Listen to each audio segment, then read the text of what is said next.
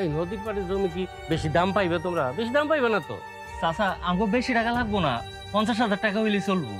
কি যে কও না, ওই 3 শতাংশ জমি তাও নদীর পাড়ে 50,000 টাকাতে কেড়ে নিব? তুমি আমার ভাইয়ের পড়াশোনার লাইগা তোমার সিজারের টাকাটা দিয়ে দিবা? ভাই কইতেছো কেন? ও তো আমার সন্তানের মতো। না না, আমি এই টাকা তোমার কাছ থেকে নিতে পারবো না। চুপ করো তো, এখনো তো সিজারের অনেক দেরি আছে। ধুর, তোমার ভাই দীপু যে কত বড় মানুষ, মানে একটা সোনার টুকরা আর কি। এমন ভাই হাজার ভাগ্য করেও কোনোদিন পাইবে না কোথাও।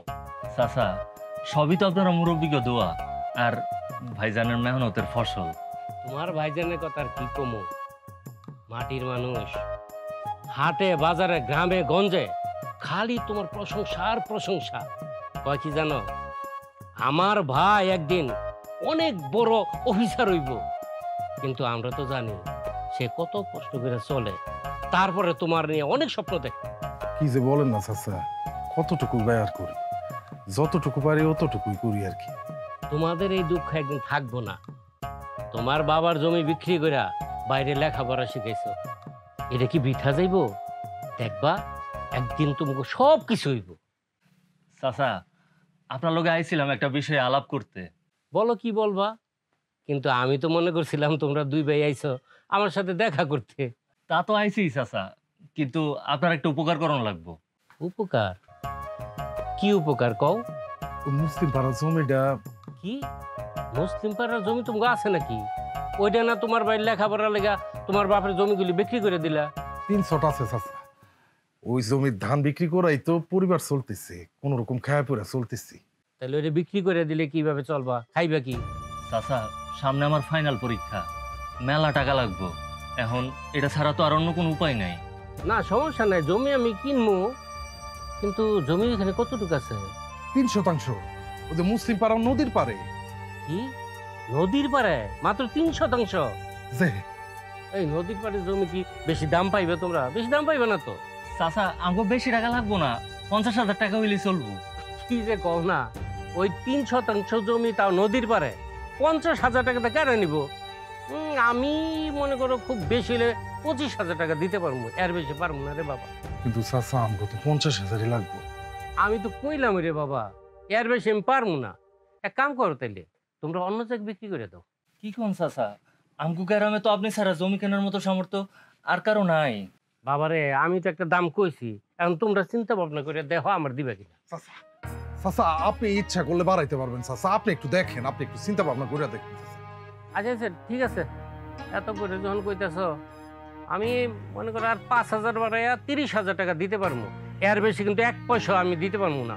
এখন তোমরা চিন্তা ভাবনা করে দেখো 30,000 টাকা আমার জমিটা দিবে কিনা। 30,000 টাকা?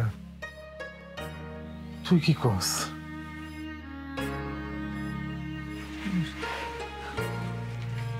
ভাইজান হ্যাঁ চাচা কিন্তু একেবারে খারাপ হয় নাই, নদীর পাড়ের জমি দিয়া দাও।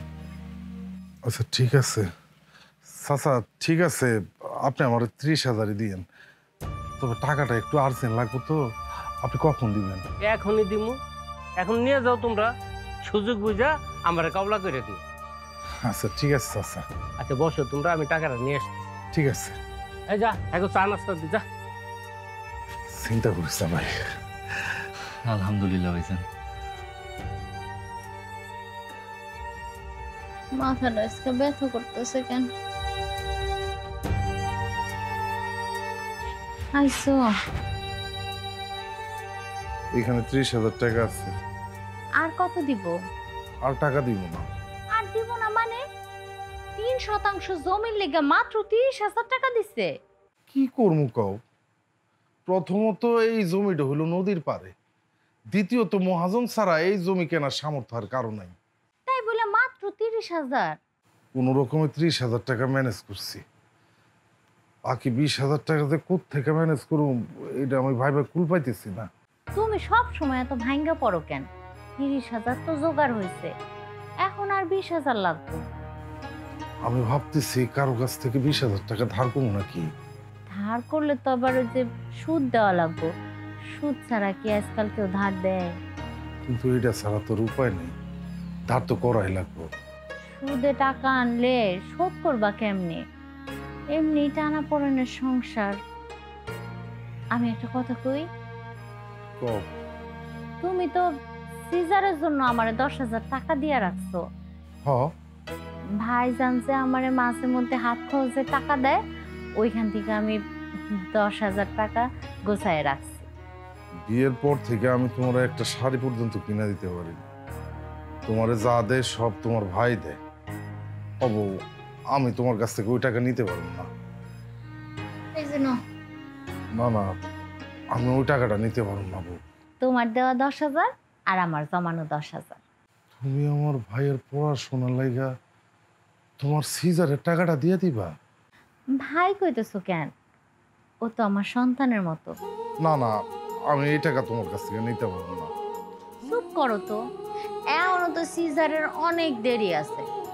যদি নেহায়েতি সিজার লাগে তখন বড় ভাইজানের কমো, সে টাকার ব্যবস্থা করে দিব। তুমি এখন এই টাকাটা সুন্দর মতো আমার দীপুরে দিবা, ঠিক আছে? বউ,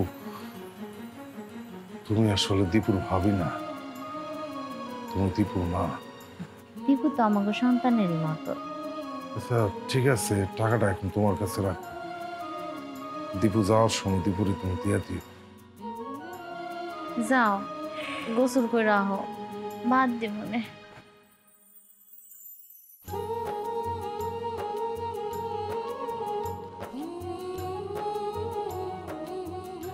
নাও ধরো টাকাটা। এখানে 50,000 টাকা আছে, টাকাগুলো একটু সাবধানে রাখিস ভাই। আচ্ছা ভাইজান। আর এখানে 6,000 টাকা আছে, তোর মাসিক খরচার টাকা। শোনো, খালি পড়ালেখা করলে কিন্তু হইব না।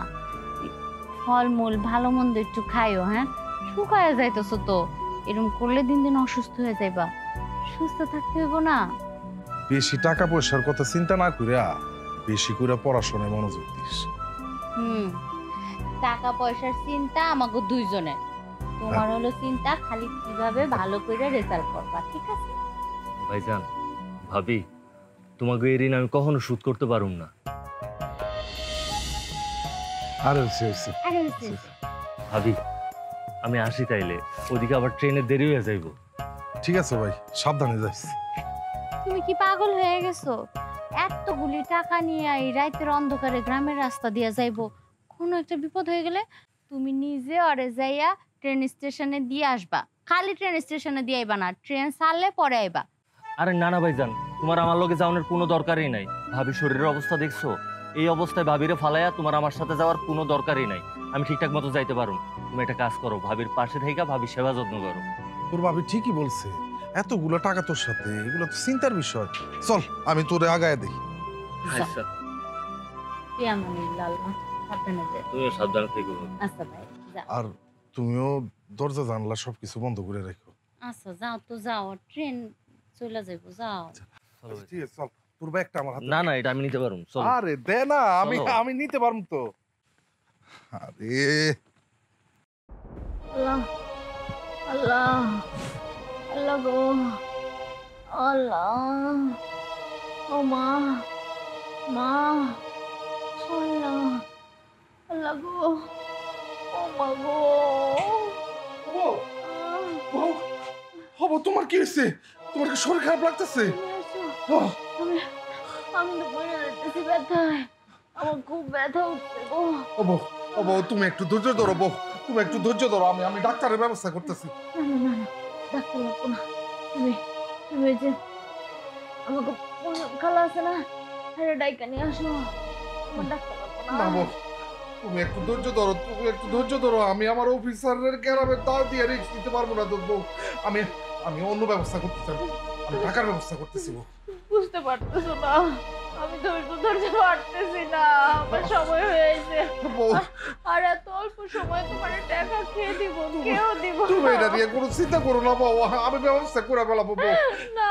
কি ব্যবস্থা করবো? তুমি পরে ওখানে ডাইকে নিয়ে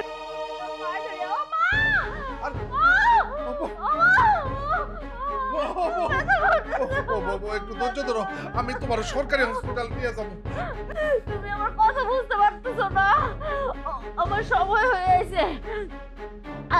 তুমি তুমি মরিয়ম খালার ডাইকে নিয়ে আসো, তোমাদের না পায়ে ধরে। মরিয়ম খালা তো বাড়িতে নাই, বাড়িতে নাই তো মরিয়ম খালা।